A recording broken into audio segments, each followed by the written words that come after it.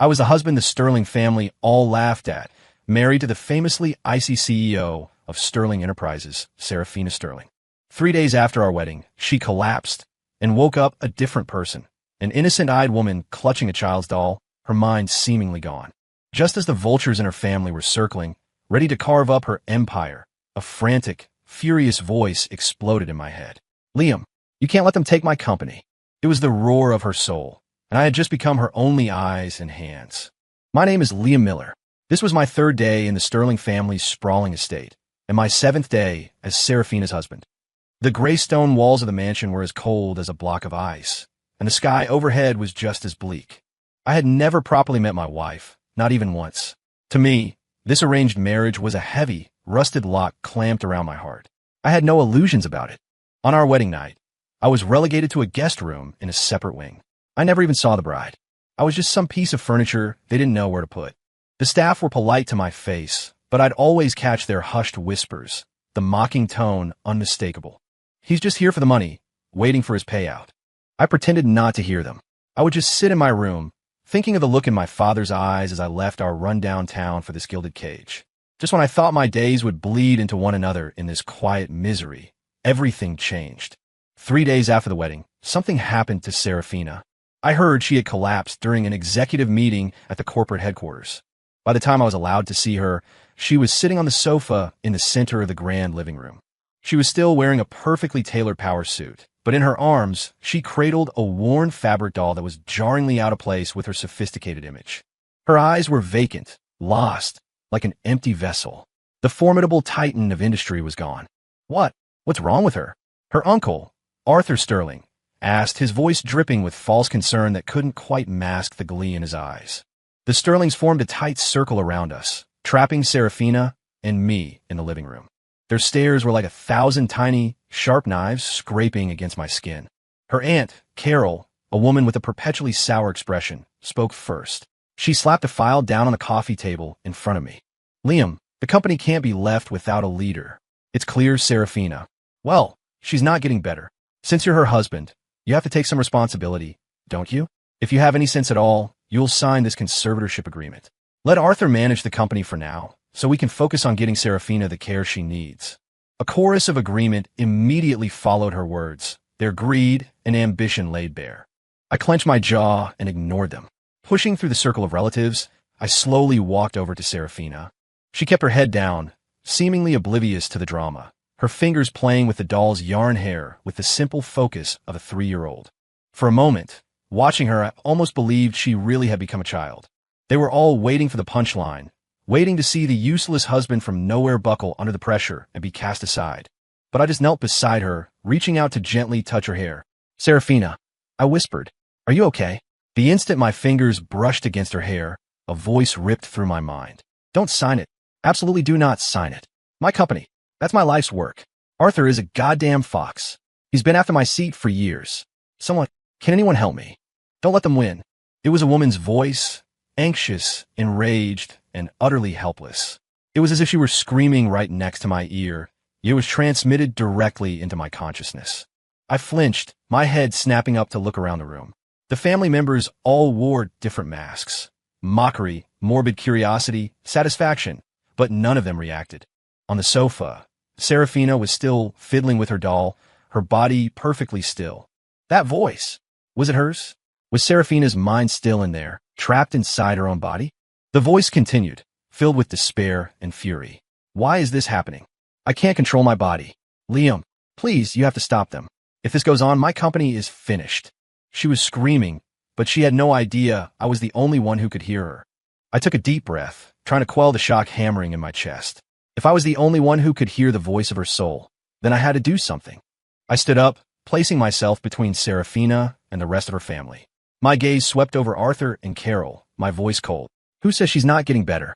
The doctors haven't even given a final diagnosis, and you're already trying to carve up her assets.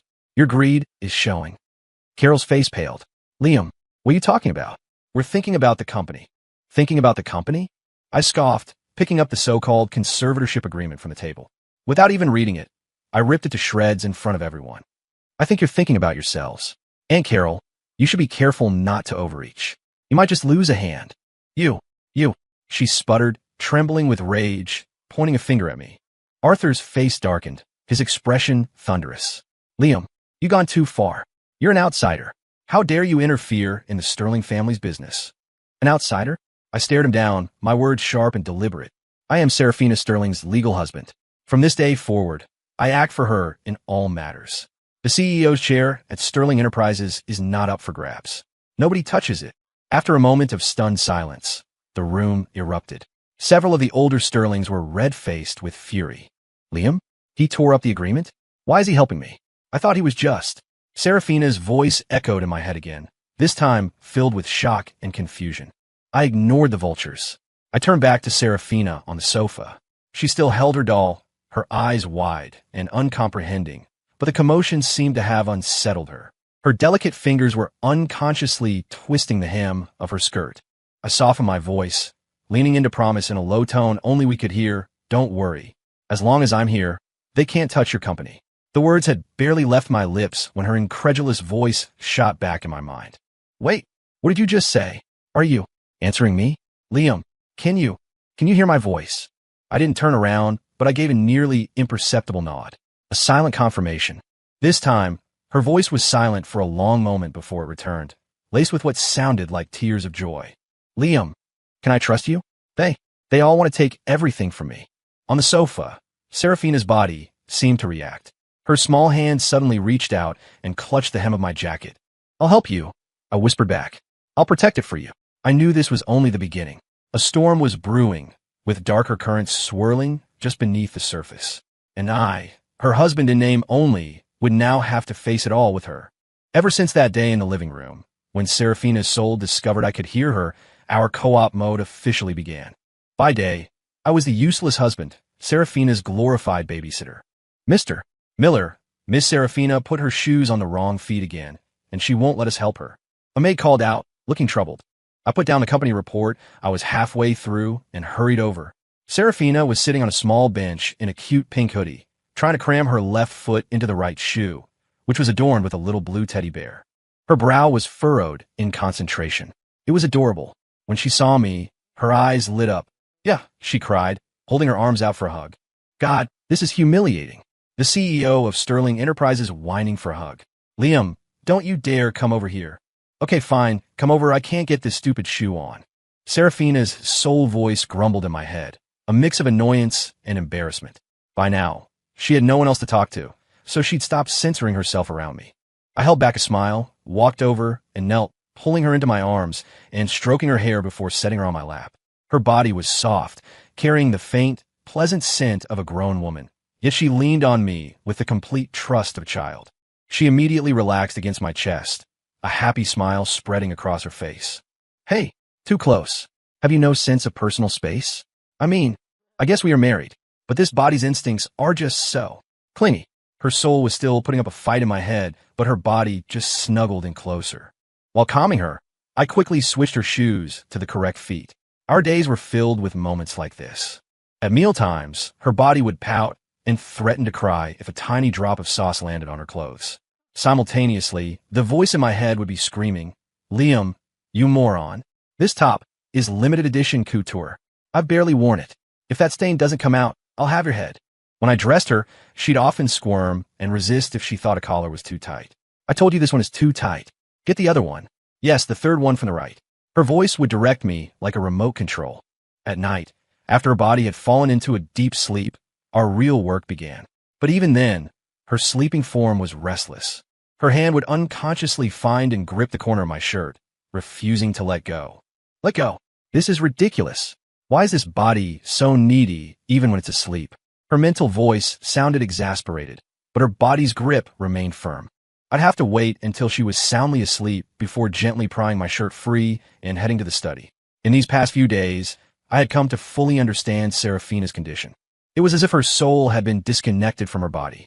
She couldn't control her movements, but her consciousness could drift around freely, observing everything. The only limitation was that she couldn't stray too far from her physical self. In the study, Seraphina's soul would hover beside me as we began our remote workday. The data in this report is wrong. Page 7, third line. Have my assistant verify the raw numbers tomorrow in the 10 a.m. meeting, Arthur will definitely push his acquisition proposal. Here's how you're going to counter him. And one more thing, the CFO, Mr. Henderson, he's close to Arthur. Find an excuse to get his ledgers. She was a tireless commander, issuing directives and analyzing the situation for me. I could almost see her standing beside me, the sharp-witted CEO, her eyes scanning the documents on my desk. My fumbling attempts as a corporate novice, however, often earned me her scorn. Ugh, this is infuriating. If I were in charge, this would take 3 minutes. I wouldn't have to watch you bumble around like an idiot. I listened to her commands, taking notes on files, responding to emails, and handling a mountain of corporate affairs. With her direct guidance, I made almost no mistakes. To the outside world, though, it just looked like the useless husband was getting by on dumb luck. Like in that meeting where we thwarted one of Arthur's traps. There's a problem with this contract. I can't sign it, I said, putting down the pen exactly as Serafina's soul instructed. Arthur's face tightened. Liam, what's that supposed to mean? Get him, Liam. Rip him apart. Serafina coached from the sidelines. I smiled faintly and did as she said. Uncle Arthur, I can't help but feel that a certain clause in this agreement might be detrimental to the company's long-term interests. It almost looks like we'd be handing over our core technology, doesn't it? I didn't spell it out, but the hint was enough. Arthur's expression froze. He never imagined I could so precisely identify the poison pill he'd hidden in the fine print. That confrontation made Arthur and his cronies more wary of me, and it gave me a tentative foothold in the company. That night, back at the estate, as I watched the serene face of the sleeping Serafina, my soul partner sighed. You know, Liam, you did pretty well today. I guess my judgment in picking you as a husband wasn't half bad. I just smiled, saying nothing. Husband, puppet, whatever I was, our relationship had transcended its origins. We were now bound together in a bizarre, intimate way. I knew that old fox Arthur wouldn't give up so easily. A bigger storm was coming. But at least this time I wasn't alone. After Serafina and I jointly foiled a few more of Arthur's schemes, his overt attacks became less frequent. But the sense of impending crisis in the air only grew thicker. I had to learn faster to prepare for the more vicious assault that was sure to come. I spent nearly every waking moment I wasn't taking care of Serafina's body buried in books on finance and management and tackling a mountain of corporate paperwork. When I dragged my exhausted body back to the bedroom late at night, Serafina would already be fast asleep, her breathing even, her face peaceful. I rubbed my aching shoulders and sat down on the edge of her bed. Are your shoulders sore? Serafina's voice was suddenly quiet, stripped of its usual sharp edge. You should get more rest, you idiot.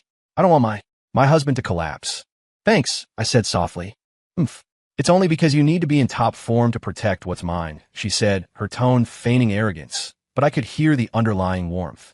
Our relationship, in this strange state of coexistence, was slowly, subtly changing. She was no longer just the untouchable CEO. She was starting to show flashes of vulnerability she kept hidden from the world. I'll try not to touch. Who said you couldn't? Besides, that blue dress you picked out for me yesterday, it was actually pretty nice. Her voice was low, tinged with a girlish shyness. You liked it? We can wear it again tomorrow. Who said I liked it? I just thought. The color was okay. Now, stop distracting me and pull up the financial news. She sounded uncharacteristically flustered, but her tone was noticeably lighter. I couldn't help but smile. So the soul of the Ice Queen could get shy too. Another time, the notoriously flirtatious marketing director, Ms. Evans, came to report on a project. Throughout the meeting, she kept finding ways to show off her elegant collarbones and the curve of her chest, sending suggestive glances my way. She even managed to let her fingers accidentally brush against the back of my hand as she passed me a file. Mr. Miller, perhaps we could discuss the promotional strategy for this new product. In private, she cooed, her voice deliberately soft, her intentions obvious. That shameless hussy. How dare she try to seduce my husband? Liam, keep your eyes to yourself. Do you hear me? Serafina instantly blew a fuse. And her proposal is total garbage. I want you to tear it to shreds in a minute. Got it, boss. I murmured under my breath. Who are you calling boss? Don't get cocky. The voice in my head stuttered, a note of flustered indignation in it. I suppressed a laugh and adopted a serious expression. Ms. Evans, let's leave the details of the proposal for the project team to evaluate. Also, I took a step back, creating distance, my tone turning icy. This is a boardroom. We discuss work here. Please be mindful of your conduct and your attire. The smile on Ms. Evans's face froze, and she retreated from the room in humiliation. Serves her right, Seraphina's soul said triumphantly. That'll teach her. Let's see if she ever tries to pull a stunt like that on you again. That evening, as I watched Seraphina's sleeping form, I deliberately teased. You know, you're pretty cute when you're jealous. Nonsense. I wasn't jealous. I was upholding the professional integrity of the company. Her soul immediately retorted, though her voice lacked conviction. I chuckled. Of course. Always thinking of the big picture, Ms. CEO. After a pause, I said more seriously, Seraphina, thank you for letting me see this side of you. Seraphina fell silent.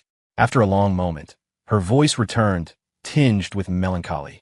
Maybe this is the only way I can be my true self. And maybe you're the only one who can see it. I gently took her sleeping hand in mine. I'll be here. I'll stay with you until you come back. You'd better be, her voice replied, now laced with a clear sense of dependence. However, the peaceful days were short-lived. Arthur's counterattack was faster and more brutal than we had anticipated. He conspired with several board members to leak a story to the press, claiming I was exploiting Seraphina's illness to embezzle company assets. The article also insinuated that the circumstances of her illness were highly suspicious. The story caused an uproar. The company's stock plummeted, and panic spread through the ranks. That bastard. That old fox Arthur. This is a coup. Seraphina's soul raged in my mind. Liam, we have to fight back now. Easy. I soothed her. He's just slinging mud, trying to force me into making a mistake. What he doesn't know is that I have you, my ace in the hole. My calm demeanor helped her cool down. Then, with her precise navigation, I quickly compiled a dossier of dirt on Arthur and his allies. At the emergency press conference, facing a barrage of flashing cameras and pointed questions, I was no longer fighting alone. It felt as if Seraphina's soul was standing right beside me, analyzing the situation in real time and feeding me the ammunition I needed to fire back. I remained composed, presenting one piece of evidence after another. This data shows that certain individuals are the ones truly attempting to plunder Sterling Enterprises. My wife, Ms. Seraphina Sterling, was aware of their activities before her illness and had already begun gathering evidence as a precaution. My voice rang out, firm and clear.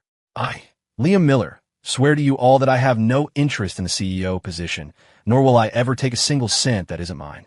The CEO of Sterling Enterprises is, and always will be, Seraphina Sterling alone.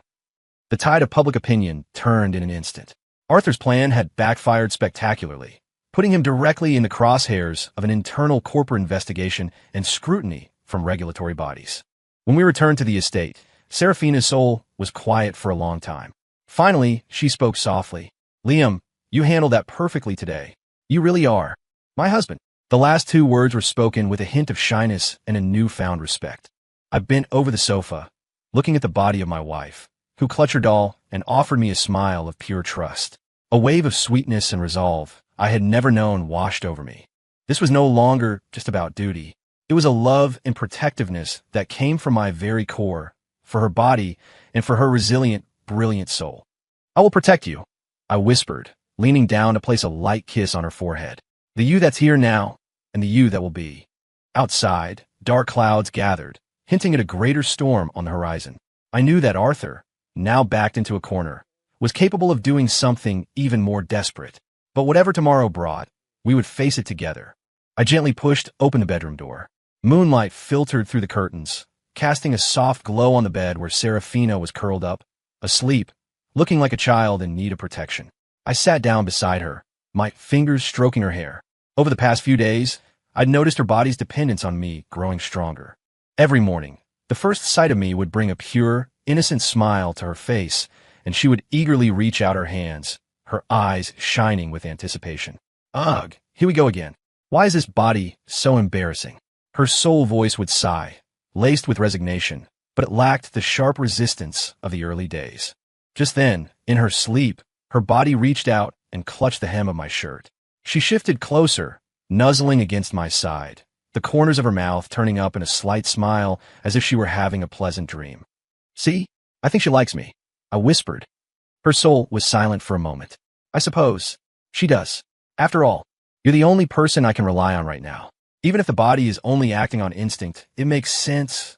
I nodded, a warmth spreading through my chest, followed by a pang of heartache. For days now, Seraphina's body would only fall into a peaceful sleep in my arms. She would grow anxious if I left her side and light up like a child when I returned. This pure, unfiltered affection had to be connected to the longings of her soul. She yearned to be whole again, and she instinctively clung to the one person who could communicate with her. Liam. Suddenly, Serafina's soul voice became faint, intermittent. I feel something's not right. My head snapped up. What's wrong? My vision is getting blurry. Her voice sounded distant, as if coming from miles away. A chill crawled up my spine. I had noticed her soul's presence becoming more unstable lately. Her voice would cut out, and sometimes she would disconnect for a few minutes.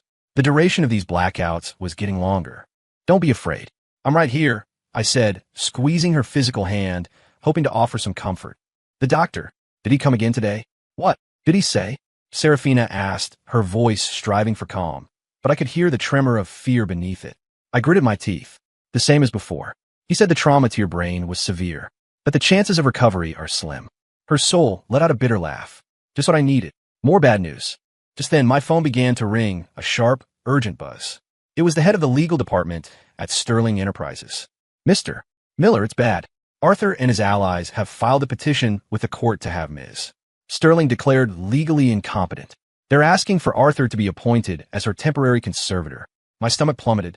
This was faster, more vicious than I'd anticipated. If they got conservatorship, Arthur could legally have her institutionalized and take complete control of the company. And there's more. The lawyer's voice grew more frantic. Arthur has forced an emergency board meeting.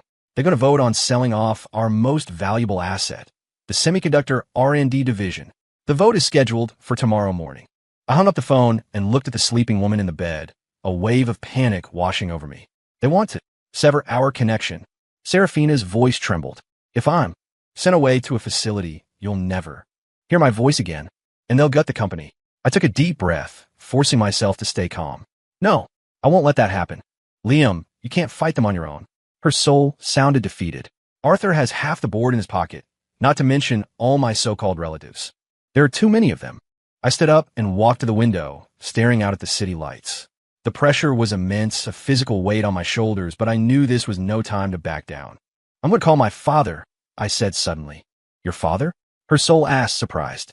But I thought, I know, I never wanted to see him again. I never told you. But while my father may look like a small-town businessman, he has connections. Deep connections on Wall Street. I turned back, my gaze resolute. Otherwise, how do you think a mismatched marriage like ours could have ever happened in the first place? Her soul was quiet for a beat, her voice complex when it returned. You would go that far for me. That's not all. I walked back to the bed and leaned over her peaceful face. I'll do whatever it takes to protect you. Just then, her soul voice began to fade again, flickering like a candle in the wind, threatening to go out. Liam, I don't think I can hold on much longer. My heart seized. Serafina, don't give up. Listen to me. Her voice was broken, fragmented. If I really disappear, don't. You don't have to risk everything for me. Take what's mine and live a good life. For both of us. Don't say that. I cut her off, my voice trembling with fear for the first time. You're going to be fine. I won't let you disappear. Liam. Her soul voice suddenly became startlingly clear, as if she were using her last ounce of strength. Thank you for everything. You were never just part of a business deal. You're the most important person in my life. My eyes welled up. Serafina. And her voice started to weaken again. Under the desk in the study, there's a hidden safe. A file inside. The combination. You know it. It's important. It might help you. I shot to my feet. What file? But there was no response. My mind was filled with a terrifying, crushing silence. Serafina, I called out tentatively, dread coiling in my gut. Serafina, are you still there? Answer me. Still nothing. I looked at her sleeping body on the bed and felt a helplessness more profound than any I had ever known. Was she really gone? Shoving down my panic, I raced to the study and found the hidden safe. The combination. I knew it instantly. My hand shaking, I entered the numbers. With a soft click, the safe opened. Inside was a single sealed envelope marked for emergency use only. I tore it open. What I found inside made my eyes go wide. It was Serafina's last ace. With this, we might just have a fighting chance. The sky outside was a heavy, oppressive gray.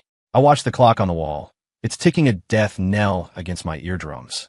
In less than 2 hours, the Sterling Enterprises board would convene the meeting that would decide Serafina's fate and the future of her company.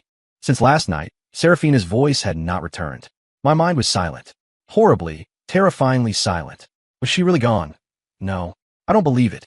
I walked into the bedroom. Her body was sitting quietly on the edge of the bed in the light blue dress I'd bought for her yesterday. She was fiddling with her doll, her gaze as vacant and innocent as ever. I reached out and stroked her cheek, feeling the warmth of her skin. Tears pricked my eyes. I won't give up on you, I whispered to her. Even if the whole world does, I won't. I thought of everything we'd been through, her dependent smiles, her soul's bossy complaints in my head, her sharp-witted commands, her rare moments of vulnerability, and last night's final words. The most important person in my life. I'm taking you to the board meeting, I decided. We're going to face this together. Even if her soul was silent, I would take her body with me and fight to reclaim everything that was hers. I carefully helped her to her feet and pulled her into my arms. She leaned against me submissively, like a child with absolute trust. I quickly changed into a suit and led her to the garage. The driver did a double take when he saw me with Serafina. Mr. Miller, what are you? To headquarters, I said, cutting him off. But Ms. Sterling, she's. Drive? Now. My tone left no room for argument. The car moved smoothly through the city traffic. I looked down at Serafina, who was nestled against me. As if sensing my determination, she stared up at me with her wide, clear eyes, her hands clutching the front of my suit jacket in a gesture of pure trust. Serafina, if you can hear me, I said softly, as if in prayer, watch me. I'm going to win this. For us. She blinked, her expression blank, but her little hands gripped my jacket even tighter. My phone rang, another urgent call from my contact inside the company. Mr. Miller, the meeting has started. Arthur is already reading the resolution to declare Ms. Sterling incompetent. Most of the board is siding with him. I hung up, my heart pounding. Faster. I yelled at the driver. The car weaved through traffic. My mind replayed the contents of the file from the safe over and over. It was irrefutable proof Serafina had secretly gathered before her collapse. Proof of Arthur embezzling massive company funds, colluding with competitors, and plotting to oust her. Every transaction was documented, some even bearing his signature. This was our last stand. When we reached the corporate tower, the lights in the top-floor conference room were already on. Shielding Serafina, I walked past the stunned looks of employees and headed straight for the executive elevator. When the doors opened on the top floor, a few of Arthur's men tried to block our path. Get out of my way, I snarled, my eyes like ice. My sheer force of will made them instinctively step aside. As I reached the boardroom, I could clearly hear Arthur's triumphant voice from within. And given CEO Serafina Sterling's current mental state, she is clearly unable to fulfill her duties. For the stability of the company, the board has reached a consensus. I will be assuming the role of interim CEO, and we will proceed with the sale of the semiconductor R&D division to secure capital. I took a deep breath and threw open the heavy doors. The room fell silent. Every head turned, their expressions of shock bordering on disbelief as they saw me guiding Serafina into the room. The sudden attention seemed to frighten her. She instinctively shrank behind me, her grip tightening on my arm. Arthur, standing before the projection screen, saw his look of triumph curdle into shock, then into pure, unadulterated rage. Liam, what the hell are you doing here? And why did you bring that invalid? He spat, pointing a trembling finger at Serafina.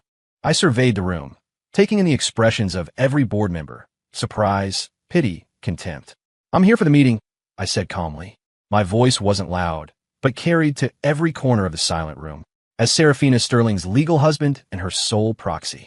Ridiculous, Arthur shrieked, and nobody from a backwater town with no business experience, dragging a broken woman behind him. What do you think you can possibly change? Security, get them out of here. 2 guards stationed outside the door rushed in, moving to grab me. I carefully maneuvered Serafina into a chair behind me, shielding her, then fixed my cold gaze on the approaching guards and Arthur. I'd like to see you try. In that tense, stretch moment, I felt something. The hand gripping my arm, the one I was protecting, it twitched. My head snapped down. I saw Serafina's eyes, the eyes that had been so vacant and lost, now held a flicker of light. It was faint, but it wasn't the innocent haze of before. Her soul was still there. Had the intense shock of this confrontation jolted her back? Liam, a voice, so faint it was almost inaudible, yet clearer than anything I had ever heard, bloomed like a miracle in the silence of my mind. My heart nearly stopped. It was her. Her soul was back. Serafina, I cried out in my mind. Hold on. I'm here. Her sole voice was still weak, as if it might fade at any moment, but it was underpinned by an astonishing force of will. An indescribable strength surged through me. She was here. She hadn't given up. I wasn't fighting alone. I straightened my back, facing the room full of hostiles and Arthur's twisted, snarling face. My eyes held nothing but fearless resolve. "Before you cast your votes," I said with a small smile, pulling the crucial file from my suit pocket, "I have something I'd like all of you to see." When Arthur saw Seraphina's signature on the envelope, his face froze.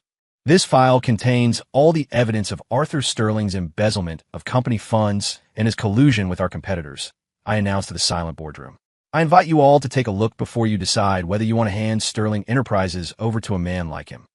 The file was passed from hand to hand, and with each person who read it, the atmosphere in the room grew heavier. Arthur's face drained of all color. "It's fake. That's a forgery. He's lying. Whether it's fake or not can be easily verified by professionals," I said. To Seraphina, I whispered, "We're about to win." Her soul's one-word response gave me infinite courage. "Arthur," I said, looking at him as if he were already a ghost, "your little scheme is over. This meeting isn't to decide Seraphina's fate. It's your judgment day." The tension in the room was suffocating. Arthur watched the file circulate, hearing the whispers of doubt and accusation rise around him. The last bit of color drained from his face as he roared, "Nonsense! It's all slander. Security, throw these two out." The guards hesitated, then moved forward again, trying to haul me away. Arthur himself lunged forward, trying to shove me aside to get to Seraphina, as if controlling her body would give him leverage. "Get off her!" I roared, shielding her with my body, taking the full force of the guard shoves on my back. Arthur's hand reached out maliciously, his fingers inches from Seraphina's arm. And in that instant, everything changed. Seraphina, who had been cowering in my arms, suddenly looked up. The eyes that had regained a flicker of light now ignited with a brilliant, blazing intensity. They were sharp, clear, and utterly commanding. The powerful aura of the CEO of Sterling Enterprises, like a dormant volcano, erupted. She shot her hand up, slapping Arthur's grasping hand away with sharp, precise force. "Don't touch him." Her voice, cool, crisp, and filled with absolute authority, was no longer in my head. It echoed, real and tangible, through the stunned silence of the boardroom. In that moment, she had finally reclaimed control. Every sound in the room ceased. It was as if someone had hit a pause button on the universe. Everyone stared, dumbfounded, at the woman who moments before had been a lost child. Now, her gaze was as sharp as a razor. Arthur's hand hung in midair, his expression one of pure, unadulterated horror. You're better." Seraphina cast a glacial look in his direction, then calmly stood up. She smoothed the wrinkles from her dress, her posture perfectly erect, with no trace of her previous fragility. Her eyes swept over every person in the room, her voice quiet but heavy with an undeniable pressure. "Since when does trash like you get to make decisions about my company?" Dead silence. The board members were speechless, the guards frozen in place. She walked forward, took the file from the last board member, and without even glancing at Arthur, addressed the room. "I saw everything. I know exactly who did what while I was ill, who tried to carve up my company for themselves." "Arthur," she said, finally turning her icy gaze on him. "Embezzlement, corporate espionage, attempting a hostile takeover. This file has enough to put you in prison for a very long time. You can turn yourself in now. It will be much worse for you if you wait for the police." Arthur's face was ashen. His knees buckled, and he nearly collapsed, still babbling nonsense. "Impossible. How could you? You can't win. I still have. Whatever cards you think you have left, feel free to play them," Seraphina said, her tone calm, but her words final. "But this evidence is going to the authorities. The law will decide where you belong." The room was silent. In the distance, the faint wail of sirens grew louder, a precaution my father had arranged. Every person who had mocked me, pitted her, or tried to get a piece of the pie now stared at the floor, too ashamed to meet her gaze. I walked to her side. She reached out and took my hand, her grip firm. This was no longer the grasp of a dependent child, but the solid connection of a partner. She turned to me, and in her cool eyes, I saw a complex mix of emotions, gratitude, apology, and a flicker of a soft, gentle smile I'd never seen before. "Liam," she whispered, her voice for my ears only, "thank you. From now on, we protect this family and this company together." I nodded, squeezing her hand, my heart swelling with pride. Outside the boardroom window, The heavy clouds finally broke apart. A single, brilliant ray of sunlight pierced through, landing squarely on her forehead, crowning her in light. The ordeal was over, and for the two of us, a new life was just beginning. I stood before the massive floor-to-ceiling windows of the CEO's office at Sterling Enterprises, gazing down at the bustling city below. The sun was bright, having swept away the last traces of the gloom from the past weeks. The dust had settled. Arthur Sterling and his cronies had been taken into police custody. The evidence was ironclad. They were facing serious prison time. The board of directors had been restructured. After the storm, Sterling Enterprises was finally back on course. "What are you thinking about?" A familiar, melodious voice asked from behind me. It was no longer a voice in my head, but her real, beautiful one. I turned. Serafina stood there in a sharp, elegant white suit, her hair tied back, her eyes shining with confidence and intelligence. The confused, childlike woman was gone, replaced by the dazzling, formidable queen of the business world. After her dramatic return in the boardroom, she had gradually regained full control of her body. "Just thinking that everything we went through feels like a dream," I said with a smile. She walked up to me, and right there in the bright, open office with employees occasionally glancing in as they passed, she wrapped her arms around me. "Liam," she said, her head resting on my chest, her voice soft and sincere. "I owe you a proper thank you. Thank you for not giving up on me when I was at my most helpless. Thank you for everything you did." I hugged her back, feeling the real warmth of her body, the steady beat of her heart. A sense of profound contentment washed over me. "At the press conference this afternoon, I'm going to make a formal announcement," she said, tilting her head up to look me in the eyes. Her gaze held a tenderness I had never seen before, a softness reserved only for me. "From this day on, you are not some forgotten husband. You are the executive director of Sterling Enterprises. My husband, the most important partner in my life." I smiled. "And what about the board members? How are they holding up?" "They're lining up outside my door, begging me to give them a second chance." A sly grin played on Serafina's lips. "But I told them if they want my forgiveness, they have to get past you first." We looked at each other and laughed. Those strange, terrifying days had become a part of our story, a unique and sweet memory that belonged only to us. "Honestly," I said, unable to resist teasing her, "I kind of miss hearing you complain in my head all the time." A faint blush crept up Serafina's cheeks. She gave my chest a light shove. "Shut up. Don't you dare bring up any of that embarrassing stuff again. Right? Like how cute you were when you were jealous." I continued, pressing my luck. "Liam." She shot me a mock glare, but her eyes were dancing with amusement. "By the way, that Ms. Evans was transferred to our African branch last week. Permanently." We laughed together, sharing a secret language and a bond forged in the most bizarre of circumstances. In those fantastical, heart-pounding days, I had cared for her body while listening to her soul. She had guided my decisions while fighting for our future. Our fates were inextricably intertwined. "Mr. Miller, Ms. Sterling, here is last month's market analysis report." A sharp-looking assistant came in and respectfully handed us each a file. I took my copy and scanned a few pages, immediately pointing out several key issues. "The overall strategy here is sound, but the details need work. The risk assessment, in particular, is far too optimistic." Serafina nodded in approval beside me. "Liam's right, and the budget needs to be recalculated." She looked at me, her eyes filled with admiration. "You're a fast learner, much better than I ever expected." Well, I had a very good teacher, one who was always right there with me, offering constructive feedback, I said with a meaningful smile. Serafina rolled her eyes playfully, but the corners of her mouth turned up. 1 year later, the golden light of sunset streamed through the windows of our new home.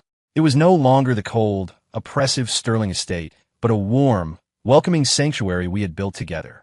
I was in the kitchen preparing dinner when Serafina came up from behind and wrapped her arms around my waist. "Liam, I have a surprise for you," she said, her voice filled with a shy, joyful excitement I'd never heard before. "What is it?" I asked, turning to face her. She took my hand and gently placed it on her flat stomach. Her face was glowing. "Right here," she whispered, "is our baby." I froze, and then a wave of pure, unadulterated joy crashed over me. I pulled her into a tight, fierce hug, feeling her warmth, marveling at the miracle we had created together. "That's wonderful. Serafina, that's amazing." I was so overjoyed I could barely form a coherent sentence. "Hey," she murmured against my chest, her voice playful. "If it's a girl, does this mean you'll have to take care of a little Serafina all over again?" I leaned down and kissed her forehead, my heart full of love and hope for our future. I'm not afraid, I said. This time, we'll take care of her together. She'll have the best of both of us. Outside, the sunset painted the sky in brilliant colors. The storms of the past were behind us. There would surely be new challenges ahead, but as long as we stood side by side, there was nothing we couldn't face. Because together, with trust and love, we had already created a miracle that was uniquely ours.